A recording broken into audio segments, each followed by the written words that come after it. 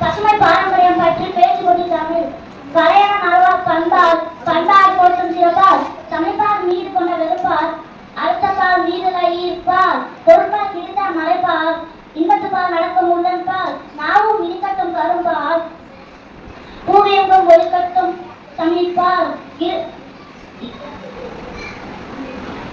இன்பத்துப்பால் இருதலும் பூவிப்பால் வரவேற்கிற அனைவரும் எனது அன்பால் 10-12 தென்னமரம் பக்கத்தில் வேணும் நல்ல முற்றுச்சுடர் நிலா ஒளி முன்பு வர வேணும் அங்கு கத்தம் குயிலது சற்றே வந்து காதல் பட வேணும் என்றும் சித்தம் ஐந்துடன் நன்றாக சென்றால் வர வேணும் என்றார் பாரதி.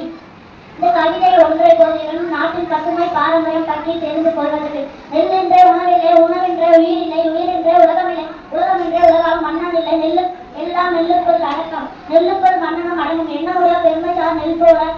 வாழ்வென மன்னனுக்கு வாழ்த்துரைத்த அப்பையின் வழி வந்தது என் பாருங்கள் கேட்காவத்து கேட்க நான் துணிதன் கேட்காதிருக்கிறான் துணிதன் மண்ணிலுள்ள மக்கள் பறவைகள் விலங்குகள் பூச்சிகள் யாருமே நினையால் இரும்பை தீர்ந்து இன்பமுற்ற அன்புடன் இணங்கி வாழ்த்திடவே செய்த வேணும் என்று வேண்டியதும் மனிதன் முதல்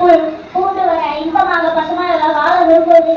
என் பாரம்பரியம். இனிய பொலிகள் நெடிய வயல்கள் எல்லோரும் பெருநாடு கனியும் கிழங்கும் தானியங்களும் கணக்கிட்டு தரும் நாடு. நன்றி.